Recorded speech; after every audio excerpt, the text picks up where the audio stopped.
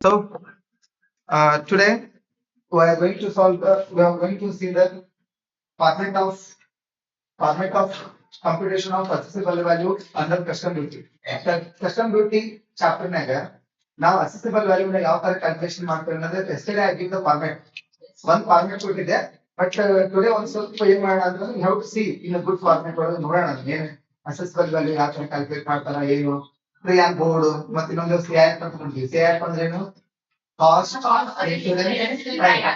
ಹೌದಾ ಸೊ ಅದನ್ನ ನೋಡ್ತಾ ಹೋಗೋಣ ಈ ಪ್ರಾಬ್ಲಮ್ನಾಗ ಹಂಗಂದ್ರ what is the exact format of ಏನು ಅಸೆಸಿಬಲ್ ವ್ಯಾಲ್ಯೂ ನಿನ್ನೆ ನಾನು ಅಸೆಸಿಬಲ್ ವ್ಯಾಲ್ಯೂ ಕಂಡಿಡಿಯೋ ಹೊತ್ನಾಗ CIF ಆಗತ್ತೆ loading and unloading and handling charges ಅಂತ ತಗೊಂಡಿದ್ದೆ ನೆನಪೈತೆ ಅದನ್ನ ಆಕ್ಚುಲಿ ಇನ್ನ 2018 ಅಮೆಂಡ್ಮೆಂಟ್ ಪ್ರಕಾರ ಏನ್ ಮಾಡಿದಾರೆ ಅಂತ 2017 ಅಮೆಂಡ್ಮೆಂಟ್ ಪ್ರಕಾರ ಏನ್ ಮಾಡಿದಾರೆ ಅಂತಂದ್ರೆ ಲೋಡಿಂಗ್ ಚಾರ್ಜಸ್ ನ ಯಾರು ಮಾಡೋಣ ಅಂತ ಹೇಳಿದಾರೆ ಲೋಡಿಂಗ್ ಚಾರ್ಜಸ್ ಹ್ಯಾಂಡ್ಲಿಂಗ್ ಚಾರ್ಜಸ್ ಮತ್ತು ಅಂತ ಏನಾದ್ರು ಕೊಟ್ಟ ಅಂತಂದ್ರೆ you don't want to consideration that expenses ನ ಕನ್ಸಿಡರೇಷನ್ ಮಾಡೋ ಅವಶ್ಯಕತೆ ಇಲ್ಲ ನಿನ್ನೆ ಹೇಳಿದೆ 1% ಅನ್ನ ಯಾರು ಮಾಡ್ಬೇಕು ಅಂತ ಹೇಳಿದ್ರೆ ನೆನಪೈತಾ ಅದನ್ನ ತಗೊಳ್ಳೋ ಅವಶ್ಯಕತೆ ಇಲ್ಲ ಅಂತ ಹೇಳ್ಯಾರ ಯಾವಾಗ ಅಂತಂದ್ರೆ after in the year of 2017 exactly ಎಲ್ಲರಿಗೂ ಕಾಣ್ತೈತೆ ಅನ್ಕೊಂತೀನಿ ನಾನು ಏನಂತಂದ್ರೆ computation of assessable value and custom duty ಹೌದಾ ಅಂಡ್ ಏನಂತ ಹೇಳಿ custom duty and value and custom duty ಒಳಗೆ ನಾವ್ ಯಾವ ತರ ಕ್ಯಾಲ್ಕುಲೇಷನ್ ಮಾಡ್ತೀವಿ ಅನ್ನೋದನ್ನ ಎಕ್ಸಾಕ್ಟ್ ಫಾರ್ಮೆಟ್ ನ ನಾವು ತೋರ್ಸಿನಿ ಏನೇನೈತಿ ಅನ್ನೋದನ್ನ ಒಂದ್ಸಲ ನೋಡ್ತಾ ಹೋಗೋಣಂತ ಓಕೆ ಸರ್ ನೆಕ್ಸ್ಟ್ ಒನ್ ಹಂಗಂದ್ರೆ ಫಸ್ಟ್ ಒಂದು ನಾವ್ ಏನೇನ್ ಕಂಡಿಡ್ತೀವಿ ಇದ್ರಾಗ the following procedures is adapted for determining the custom duty and on the imported goods ಈ ಇಂಪೋರ್ಟೆಡ್ ಗೂಡ್ಸ್ ಮೇಲೆ ನಾವು ಕಸ್ಟಮ್ ಡ್ಯೂಟಿನ ಯಾವ ತರ ಕ್ಯಾಲ್ಕುಲೇಷನ್ ಮಾಡ್ತೀವಿ ಅನ್ನೋದನ್ನ ಇದ್ರೊಳಗೆ ಹೇಳಿವಿ ಹಾಗಂದ್ರೆ ಒಂದನೇ ಸ್ಟೆಪ್ ಏನು determining the accessible value of goods ನಾವೇನು ಗೂಡ್ಸ್ ನ ಇಂಪೋರ್ಟ್ ಮಾಡಿರ್ತೀವಿ ಬೇರೆ ಕಂಟ್ರಿಯಿಂದ ಅಥವಾ ಬೇರೆ ಸ್ಟೇಟ್ ನಾವೇನು ಎಕ್ಸ್ಪೋರ್ಟ್ ಮಾಡಿರ್ತೀವಿ ಆ ವ್ಯಾಲ್ಯೂದು ಅಥವಾ ಆ ಅಸೆಟ್ ನಾವೇನ್ ಮಾಡ್ಬೇಕು first we should find the ಏನಂತ ಹೇಳ್ತಾರೆ ಅವರು ಅಸೆಸಬಲ್ ವ್ಯಾಲ್ಯೂ ಕಂಡಿದ್ವಿ ಅಸೆಸಬಲ್ ವಾಟ್ ಇಟ್ ಇನ್ಕ್ಲೂಡ್ಸ್ ಅಂತ ಕೇಳಿದ್ರೆ what are the actual expenses are incurred on the importing the goods ಈ ಗೂಡ್ಸ್ ನ ಇಂಪೋರ್ಟ್ ಮಾಡುವಾಗ what are the actual expenses include ಆಗಿರ್ತಾವಲ್ಲ ಅವನ್ನೆಲ್ಲ ಇದ್ರಾಗೆ ಇನ್ಕ್ಲೂಡ್ ಆಗಿರ್ತಾವ ಓಕೆ ಸೊ ಅದ್ರಾಗೆ ಏನೇನ್ ಇನ್ಕ್ಲೂಡ್ ಆಗಿರ್ತಾವ ಅನ್ನೋದನ್ನ ನೋಡೋಣ ನೆಕ್ಸ್ಟ್ ಸೆಕೆಂಡ್ ಒನ್ ಏನ್ ಹೇಳ್ತಾರೆ converting the foreign exchange value of the imported goods into the Indian currency ನಾವೇನ್ ಮಾಡ್ಬೇಕು ಅವರು ಫಾರಿನ್ ಕರೆನ್ಸಿ ಒಳಗೆ ವ್ಯಾಲ್ಯೂ ಕೊಟ್ರ ಅಂತಂದ್ರೆ ಅದನ್ನ ಇಂಡಿಯನ್ ಕರೆನ್ಸಿ ಒಳಗೆ ಏನ್ ಮಾಡ್ಬೇಕು ಕನ್ವರ್ಟ್ ಮಾಡ್ಬೇಕು ಅವಾಗ ಯಾವ ಕರೆನ್ಸಿನ ನೀವು ಕನ್ಸಿಡರೇಷನ್ ಮಾಡ್ಬೇಕು ಒಂದ ಕೊಟ್ರ ಅಂತಂದ್ರೆ you to take only one value consideration ತಗೋಬೇಕು ಒಂದ್ ಕೇಸ್ ಅವ್ರು 2-3 ಟೈಪ್ ಕೊಡೋ ಚಾನ್ಸಸ್ ಇರುತ್ತೆ ವ್ಯಾಲ್ಯೂ ಅವಾಗ ನೀವು ನಾನು ಹೇಳಿದ್ದೆ ನಿಮಗೆ ಯಾವಾಗ್ಲೂ you should consider the exchange rate is given by the board of ಅದು ತಗೊಂಡಿದ್ದು ಬೋರ್ಡ್ ಇಂದ ಕೊಟ್ಟಂತ ವ್ಯಾಲ್ಯೂನ ತಗೋಬೇಕಂತ ಹೇಳ್ತೇನೆ ನಾನು ನೆನಪಾಯ್ತಾ ಸೊ ಅದನ್ನ ನಾವೇನ್ ಮಾಡ್ತಾ ಹೋಗ್ತೀವಿ ಕನ್ಸಿಡರೇಷನ್ ತಗೊಂತಾ ಹೋಗ್ತೀವಿ ಈಗ ನೋಡೋದಾದ್ರ next computing the cost custom ಡ್ಯೂಟಿನ ಮೂರ್ ಅಂದ್ರೆ ಕ್ಯಾಲ್ಕುಲೇಟ್ ಮಾಡ್ಬೇಕು ಅಂದ್ರೆ ಮೂರ್ ಸ್ಟೆಪ್ ಅದಾವ ಅಂತ ಅರ್ಥ ಹಂಗಂದ್ರೆ first one computation of accessible value of goods ನ ಕ್ಯಾಲ್ಕುಲೇಟ್ ಮಾಡೋದು ಹೆಂಗ ಅನ್ನೋದನ್ನ ನೋಡ್ತಾ ಹೋಗೋಣ ಆಸ್ ಯೂಶುವಲ್ ನಮ್ಗೆ ಗೊತ್ತಿರೋ ಪ್ರಕಾರ ಪರ್ಚೇಸ್ ಆಫ್ ದ ಗೂಡ್ಸ್ ತಗೊಂಡ್ವಿ ನೆನಪೈತೆ ನಿನ್ನೆ ಹೌದಾ purchase of the goods first ಒಂದು ತಗೊಂತೀವಿ ಆಮೇಲೆ ಕಮಿಷನ್ ಅಂಡ್ ಬ್ರೋಕರೇಜ್ ತಗೋಬೇಕು ಎಕ್ಸೆಪ್ಟ್ ನಿನ್ನ ಬರ್ಸಿದ್ದೆ ನಾನು ಏನು ಬೈ ಕಮಿಷನ್ ಬಿಟ್ಟು ಇನ್ನುಳಿದಂತೆ ಎಲ್ಲಾ ಕಮಿಷನ್ ಮತ್ತು ಬ್ರೋಕರೇಜ್ ಇದ್ರೆ ತಗೋಬೇಕು ನೆಕ್ಸ್ಟ್ ಒಂದು ಕಾಸ್ಟ್ ಆಫ್ ಪ್ಯಾಕಿಂಗ್ ಕಾಸ್ಟ್ ಇತ್ತಂದ್ರೆ ಯಾರು ಮಾಡ್ಕೋಬೇಕು ಪ್ಯಾಕಿಂಗ್ ಚಾರ್ಜಸ್ ಅಂತ ಹೇಳಿ ಬರ್ಸಿದ್ವಿ ನೋಡ್ರಿ ನಾವು okay next material or services provided by the importer ಒಂದ್ ವೇಳೆ ಇಂಪೋರ್ಟರ್ ಏನಾರ ಮಟೀರಿಯಲ್ಸ್ ಅಥವಾ ಸರ್ವಿಸಸ್ ನ ಪ್ರೊವೈಡ್ ಮಾಡ ಅಂತ ಹೇಳಿದ್ವಿ ಅಂದ್ರೆ ಅಂತವೆಲ್ಲ ಮಟೀರಿಯಲ್ ಹಂಗೆ ಎಕ್ಸ್ಟ್ರಾ ಮಟೀರಿಯಲ್ ಪ್ರೊವೈಡ್ ಮಾಡ್ರಿ ಅಂತ ಹೇಳಿರ್ತಾರ ಅಥವಾ ಎಕ್ಸ್ಟ್ರಾ ಸರ್ವಿಸ್ ನ ಕೊಡ್ರಿ ಅಂತ ಹೇಳಿರ್ತಾರಲ್ಲ ಅವನ್ನೆಲ್ಲ ಕಾಸ್ಟ್ ಇದಕ್ಕೆ ಆಡ್ ಮಾಡ್ಬೇಕು ಓಕೆ ಇದಾದ್ಮೇಲೆ ರಾಯಲ್ಟಿ ಮತ್ತು ಲೈಸೆನ್ಸ್ ಫೀ ಆಡ್ ಮಾಡ್ಬೇಕು ಇದಾದ್ಮೇಲೆ design and development charges of importer design ಮತ್ತು ಡೆವಲಪ್ಮೆಂಟ್ ಚಾರ್ಜಸ್ ಏನಿರುದು ಅಂತಂದ್ರೆ ಅವನ್ನೆಲ್ಲ ಇದಕ್ಕೆ ಏನ್ ಮಾಡ್ಬೇಕು ಆಡ್ ಮಾಡಿದ್ಮೇಲೆ ಬಂದಂತ ಆನ್ಸರ್ ನಾವೇನಂತ ಕರಿತೀವಿ ಅಂದ್ರೆ FOB ವ್ಯಾಲ್ಯೂ ಆಫ್ ಗೂಡ್ಸ್ ಅಂತ ಎಷ್ಟು ಚಂದ ಬರ್ದಾರಲ್ಲ ಅದೇ ಫಾರ್ಮೆಟ್ ಒಳಗೆ ನೀವು ಬರೀ FOB ವ್ಯಾಲ್ಯೂ ಆಫ್ ಗೂಡ್ಸ್ ಅಂತ ಹೇಳಿ ಅದನ್ನ ಟೋಟಲ್ ಮಾಡ್ಕೋಬೇಕು ಟೋಟಲ್ ಮಾಡ್ಕೊಂಡ್ಮೇಲೆ ಬಂದಂತ ಆನ್ಸರ್ಗೆ ಮತ್ತೆ ಆಡ್ ಮಾಡ್ಬೇಕು ಟ್ರಾನ್ಸ್ಪೋರ್ಟೇಷನ್ ಕಾಸ್ಟ್ ಇದ್ರಾಗ yesterday I told about the transportation cost ಒಂದು ಟ್ರಾನ್ಸ್ಪೋರ್ಟೇಷನ್ ಕಾಸ್ಟ್ ಒಳಗೆ 2 ಟೈಪ್ ಹೇಳಿದ್ದೆ ನೆನಪೈತೆ ನಾನು ಏನು ಟ್ರಾನ್ಸ್ಪೋರ್ಟೇಷನ್ ಕಾಸ್ಟ್ ಒಳಗ ನಾನು 2 ಟೈಪ್ ತಗೊಂಡಾಗ ಒಂದೇದು ಎ ಆನ್ ಎದ್ರ ಮೇಲೆ ಅಂತ ಹೇಳಿದ್ದೆ ಬೈ ಸಿ ಅಂತ ಹೇಳಿದ್ದೆ ನೆನಪೈತೆ ಬೈ ಸಿ ಅಂದ್ರೆ ಈಗ ನಮ್ಗೆ ಮರೈನ್ ಅಂತ ಹೇಳ್ತೀರಿ ನೀವು ಏನು ಮರೈನ್ ಅಂತಂದ್ರ ಈಗ ಸಮುದ್ರ ಯಾನದ ಮುಖಾಂತರ ಬಂದಂತರಿಗೆ ನಾವು ಅದನ್ನ ತಗೊಂತೀವಿ ಅಂತ ಹೇಳಿದ್ವಿ ಹೌದಾ ನೆನಪಿ ನಿಮಗೆ ಓಕೆ ಈ ತರ ಆಗುತ್ತ. ನೆಕ್ಸ್ಟ್ ಟ್ರಾನ್ಸ್ಪೋರ್ಟೇಶನ್ ಕಾಸ್ಟ್ ಒಳಗ ಬೈ ಸಿ ಇತ್ತಂದ್ರೆ ಎಕ್ಸಾಕ್ಟ್ಲಿ ನೀವೇನ್ ತಗೋರಿ ಅಂತಂದ್ರೆ ಅವ್ರು ಆಕ್ಚುಲಿ ಕೊಟ್ರ ಆಕ್ಚುಯಲ್ ತಗೋರಿ. If it is not given, ಒಂದ್ ವೇಳೆ ನಾಟ್ ಗಿವನ್ ಅಂತಂದ್ರೆ ಒಂದ್ ವೇಳೆ ಆಕ್ಚುಯಲ್ ಅವ್ರು ಏನಾದ್ರು ಕೊಡ್ಲಿಲ್ಲ ಅಂತಂದ್ರೆ ಏನ್ ಮಾಡ್ಬೇಕು, 20% ಆಫ್ ಏನ್ ತಗೋಬೇಕು, FOB ತಗೋಬೇಕು, right. So free on board ಇದ್ದಂತ ವ್ಯಾಲ್ಯೂನ ನೀವು 20% ಕನ್ಸಿಡರ್ ಮಾಡಬೇಕು. ಯಾವಾಗಿದು ಬೈ ಸಿ ಮೀನ್ ಒಂದ್ ಕೇಸ್ ಬಿ ಕ್ಯಾಪ್ಷನ್ ಹೋಗೋಣ. ಏನು ಬೈ ಏರ್ ಇದ್ರೆ ಅಂತಂದ್ರೆ ಬೈ ಏರೋಪ್ಲೇನ್ ಮುಖಾಂತರ ಅಥವಾ ಬೈ ಏರ್ ಮುಖಾಂತರ ಅಂದ್ರೆ ಏರ್ ಅಂತಂದ್ರೆ ಆಲ್ಮೋಸ್ಟ್ ಏರೋಪ್ಲೇನ್ ಮೋಡ್ ಮುಖಾಂತರ ನಾವೇನಾದ್ರು ತರ್ಸ್ಕೊಂಡಿದ್ವಿ ಅಂತಂದ್ರೆ ಅವಾಗ ಕಂಪ್ಯಾರಿಸನ್ ಹೋಗ್ಬೇಕು. ಒಂದೇದೇನು ಆಕ್ಚುಯಲ್, ಓಕೆ. ಅಥವಾ ಅಲ್ಲೇ ಅದು ಯಾವಾಗ್ಲಿ ಕಂಪಲ್ಸರಿ 20% FOB ನ ದಾಟಬಾರ್ದು. ಇವೆರಡ್ರಾಗ ಯಾವ್ದು ವಿಚ್ ಎವರ್ ಇಸ್ ಲೆಸ್ ಅಂದ್ರೆ ಯಾವ್ದು ಕಡಿಮೆ ಇರ್ತೈತಿ ಅದನ್ನ ನೀವು ತಗೋಬೇಕು. ಇದ್ರ ಅರ್ಥ ಏನಂತಂದ್ರೆ ಒಂದ್ ವೇಳೆ ಇಲ್ಲಿ ನೀವು ಕಂಪ್ಯಾರಿಸನ್ ತಗೋರಿ ಸರ್ ಅಂತಂದ್ರಿ, ಒಂದ್ ವೇಳೆ ಆಕ್ಚುಲ್ ಕೊಟ್ಟಿಲ್ಲ ಪ್ರಾಬ್ಲಮ್ ಅಂತಂದ್ರೆ you should do 20%. But actual ಕೊಟ್ಟಿದ್ದ ಅಂತಂದ್ರೆ ಬೈ ಏರ್ ಮುಖಾಂತರ ಅಂತ ಕೊಟ್ಟು ಆಕ್ಚುಯಲ್ ಕೊಟ್ಟಿದ್ದ ಅಂತಂದ್ರೆ then you have to compare ಏನು actual are 20% of FOB. Between them ಏನಿರ್ಬೇಕು, whichever is less will be considered for ಏನು ಟ್ರಾನ್ಸ್ಪೋರ್ಟೇಶನ್ ಕಾಸ್ಟ್. ಅದ ತರ ಹೇಳ್ತಿರ್ತೀವಿ. So next very important transportation cost ಆಯ್ತು. ಇಲ್ಲಿ ಹೇಳ ನೋಡ್ರಿ 20% ಆಫ್ FOB ವ್ಯಾಲ್ಯೂ ಅಂತ ಹೇಳ್ತಾರ. Not exceeding 20% of FOB. ನಿಮ್ ಮೈಂಡ್ ನಾಗ ಫಿಕ್ಸ್ ಆಗ್ಬಿಡ್ರಿ. ಆಕ್ಚುಯಲ್ ಕೊಟ್ಟ ಅಂತಂದ್ರೆ ಬೈ ಸಿಗೆ ತಗೊಂಡ್ಬಿಡ್ರಿ ಎಷ್ಟಿರ್ತೈತೆ ಅಷ್ಟು. ಒಂದ್ ವೇಳೆ ಅವ್ರು ಅಪ್ ಟು ಯಾವಾಗ್ಲೂ ನೆನಪಿಟ್ಕೊಳ್ರಿ ಅಪ್ ಟು 20% ಆಫ್ FOB ದಾಟಬಾರ್ದು ಯಾವಾಗ್ಲೂ. ಯಾವುದು transportation cost. Next insurance premium not exceeding 1.125% of FOB. FOB ಇದು 1.125% ನ ದಾಟಬಾರ್ದು.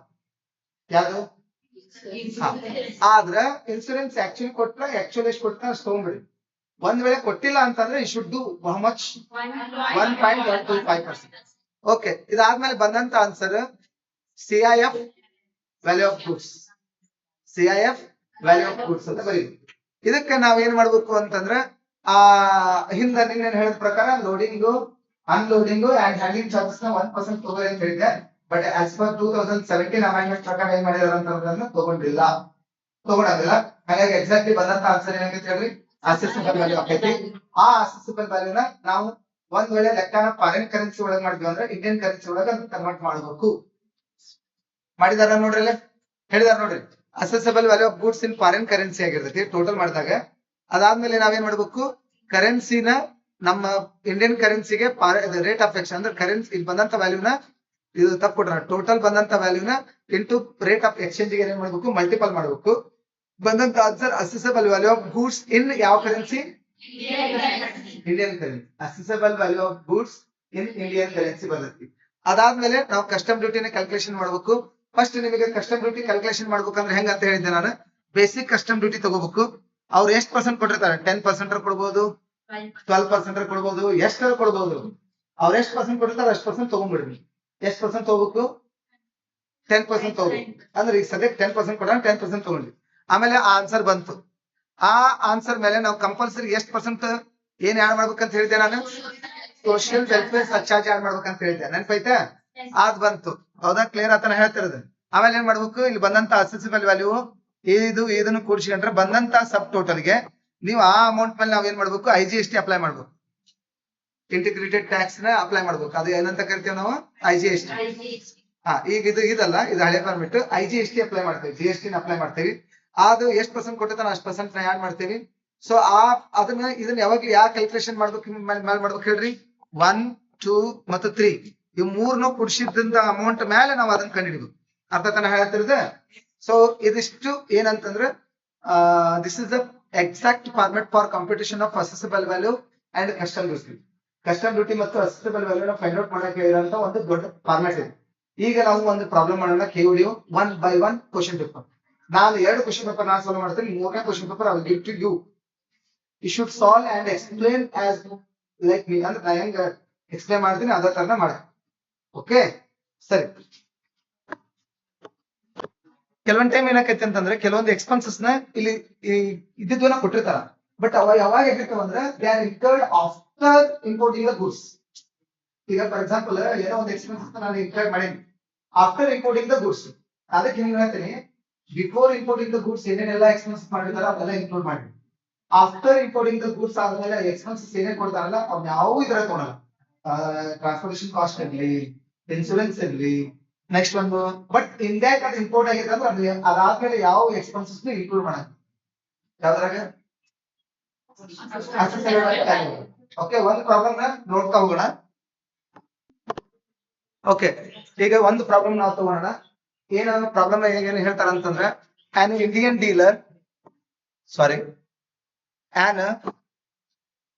Dealer okay imported the goods worth rupees ಎಷ್ಟು ಅಂತ ಹೇಳ್ಯಾರ ಅವರು $10,000. Okay, however the following expenses are not included in it. ಅಂದ್ರೆ ಅದ್ರ ಕೆಳಗಿರಂತ ಎಕ್ಸ್ಪೆನ್ಸಸ್ ಯಾವ ಇನ್ಕ್ಲೂಡ್ ಆಗಿಲ್ಲ ಅಂತ. ಒಂದೇದು buying commission paid to the agent of Indian dealer. ತಗೋಬೇಕಾ ಬೇಡ? ಬೇಡ. ಬೈಯಿಂಗ್ ಕಮಿಷನ್ ಒಟ್ಟ ತಗೋಬಾರ್ದು ಅನ್ನೋದು ಆಗಲಿ ಪರ್ಫೆಕ್ಟ್ ಆಗಿ ಹೇಳಿವಿ, ತಗೋಬಾರ್ದು. ನೆಕ್ಸ್ಟ್ ಪ್ಯಾಕಿಂಗ್ ಚಾರ್ಜಸ್ ನೊಳಗೆ ಇವೆಲ್ಲ ಇನ್ಕ್ಲೂಡ್ ಆಗಿವೆ ಅಂತ. ಇದು $500, ಇದು $100, ಇದು $300. ಟೋಟಲ್ ಎಷ್ಟು ಆಯ್ತು ನೋಡ್ರಿ? $900 ತಗೋರಿ. Next transportation charges to the Indian port ಅಂತ ಹೇಳ್ತಾರೆ, ಬಟ್ ಅಮೌಂಟ್ ಕೊಟ್ಟಾರ ಅವರು ಕೊಟ್ಟಿಲ್ಲ ಅಂದ್ರೆ ನಾವು ಮ್ಯಾಕ್ಸಿಮಮ್ ಎಷ್ಟು ತಗೊಂತ ಹೇಳ್ರಿ? Okay okay. Transit insurance premium ಅವ್ರ ಅಮೌಂಟ್ ಕೊಡಬೇಕಾಗಿತ್ತು, ಕೊಟ್ಟಿಲ್ಲ ಅಂದ್ರೆ ಎಷ್ಟು ಪರ್ಸೆಂಟ್ ತಗೋಬೇಕು? 1.125% of FOB. Okay, next compute the assessable value ಅಂತ ಹೇಳ್ತಾನ. ಓಕೆ, ಡೆಟರ್ಮಿನ್ ಕಸ್ಟಮ್ ಡ್ಯೂಟಿ ಕಂಡಿಡಿಯಾಕ ಇದು ಮಾಡಕ ಇದ್ರಾಗ ಎರಡು ರೇಟ್ ಹೇಳ್ತಾನೆ, ಎಕ್ಸ್ಚೇಂಜ್ ರೇಟ್. ಒಂದು ಡಿಕ್ಲೇರ್ಡ್ ಬೈ ದ RBI, ಇನ್ನೊಂದು ನೋಟಿಫೈಡ್ ಬೈ ದ ಬೋರ್ಡ್ ಅಂತ ಹೇಳಿ. ನಾನು ಯಾವ್ದನ್ನ ಎಕ್ಸ್ಚೇಂಜ್ ರೇಟ್ ತಗೋಬೇಕಂತ ಹೇಳಿ ಇದ್ರಾಗ ನೋಟಿಫೈಡ್ ಬೈ ದ ಬೋರ್ಡ್ ಇಂದ ಕೊಟ್ಟಂತದನ್ನ ನೀವು ಎಕ್ಸ್ಚೇಂಜ್ ಅಂತ ತಗೋಬೇಕು. ಅರ್ಥಾತ್ ನಾವು ಇದು ಎಕ್ಸ್ಚೇಂಜ್ ರೇಟ್ ಆಗಿ ತಗೋಬೇಕು. ಹಂಗಂದ್ರೆ ಹೆಡಿಂಗ್ ಹಾಕ್ಯಾರಿ.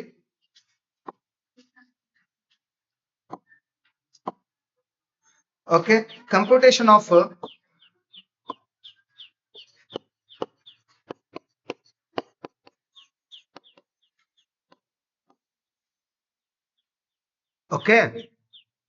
computation of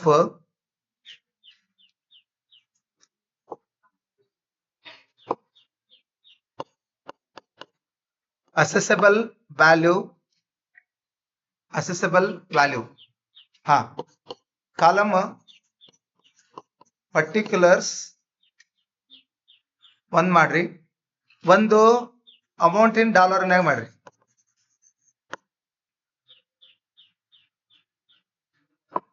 ಅಮೌಂಟ್ ಇನ್ ಡಾಲರ್ನಾಗ ಮಾಡ್ರಿ. ಓಕೆ, ಇನ್ನೊಂದು ಅಮೌಂಟ್ ಇನ್ ಎದ್ರೊಳಗೆ ಹೇಳ್ರಿ, ಈಗ ರುಪೀಸ್ ಒಳಗೆ ಮಾಡ್ರಿ. ಓಕೆ,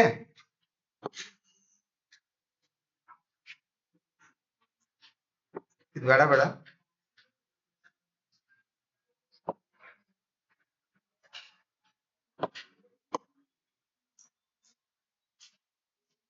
ಹಾ.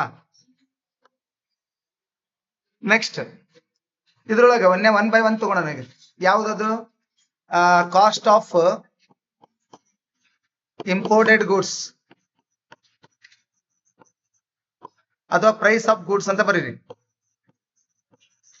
ಎಷ್ಟೈತೆ ಅದು? ಇಲ್ಲೇ $10,000 ಮಾಡಿರಿ. ಇಲ್ಲೇ ನಮಗ್ ಗೊತ್ತಿರೋ ಮಟ್ಟಿಗೆ ಇಲ್ಲಿ ಟಾಪ್ನಾಗ ಬರ್ಕೊಡ್ರಿ. ಏನೈತೆ ಅಂದ್ರ $1 equal to notified exchange rate ಯಾವನ್ ತಗೋಬೇಕಂತ ಹೇಳಿ ನಾನು ಇಲ್ಲೇ 78 ತಗೋಬೇಕು. 78 ತಗೊಳ್ರಿ. ಅರ್ಥಾತ? ಹಂಗಂದ್ರೆ 1 lakhಗೆ 78 ನ ಮಲ್ಟಿಪಲ್ ಮಾಡ್ರಿ. 70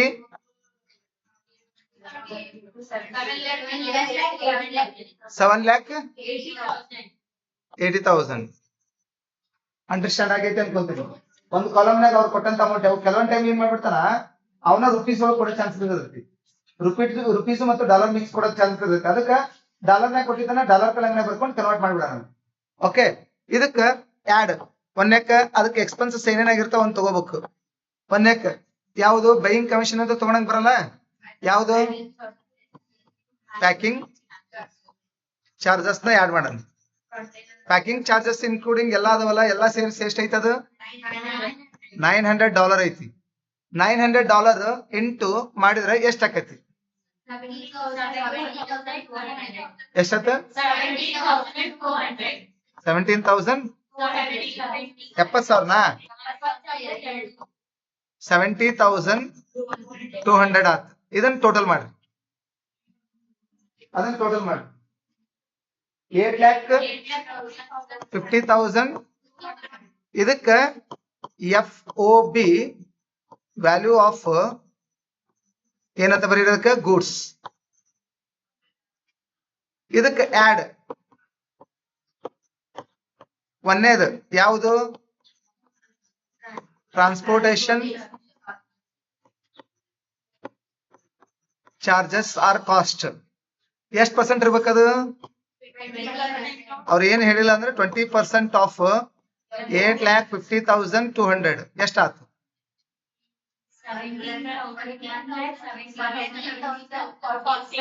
1,00,000 ಕರೆಕ್ಟ್ ಐತೆ ನಾ ಬರ್ದಿದ್ದೆ. ಎರಡನೇದು ಇನ್ಸೂರೆನ್ಸ್ ಪ್ರೀಮಿಯಂ ಅಥವಾ ಇನ್ಸೂರೆನ್ಸ್ ಕಾಸ್ಟ್ ಎಷ್ಟು ಪರ್ಸೆಂಟ್ ಅದು?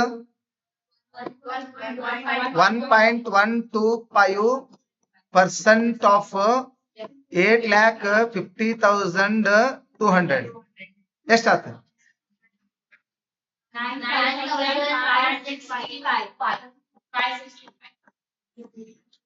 ಟೋಟಲ್ ಮಾಡಿದ್ರೆ ಎಷ್ಟಾಯ್ತು?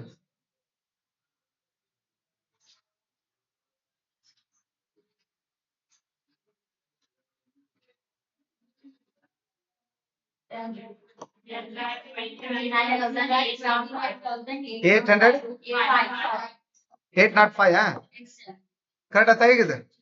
ಇದಕ್ಕ ನಾವು CIF ಅಂತಾನು ಕರಿತೀವಿ ಅಥವಾ ಈ ಸದ್ಯಕ್ಕೆ ನಮಗೆ ಅಸೆಸಬಲ್ ವ್ಯಾಲ್ಯೂ ಅಂತ ಬರ್ಬಿಡ್ತೇವೆ ನಾವು. ಯಾಕೆ ಅಸೆಸಬಲ್ ವ್ಯಾಲ್ಯೂ ಅಂತ ಕರೆಯತ್ತೆ ಹೇಳ್ರಿ? ಇದಕ್ಕೆ ನಾವು ಲೋಡಿಂಗ್ ಚಾರ್ಜಸ್ ನ ಯಾಡ್ ಮಾಡೋದಿಲ್ಲ. ಹಿಂದೆ ಇತ್ತು, ಈಗಿಲ್ಲ. ಅರ್ಥ ಆಯ್ತು ಅನ್ಕೊಂತೇನೆ ಎಲ್ಲರಿಗೂ. So this is the problem actually. Easy ಐತೆ ಅನ್ಕೋಬೋದಲ್ಲ? ಅನ್ಕೋಬೋದ? ಅಸೆಸಬಲ್ ವ್ಯಾಲ್ಯೂ ಕಂಡು ಹಿಡಿದು ಈಜಿ ಐತೆ. ಹಂಗ ಒಂದು ಪ್ರಾಬ್ಲಮ್ ಕೊಡ್ತೇನೆ, ಮಾಡ್ತೀರ ಹಂಗಂದ್ರೆ? ಓಕೆ.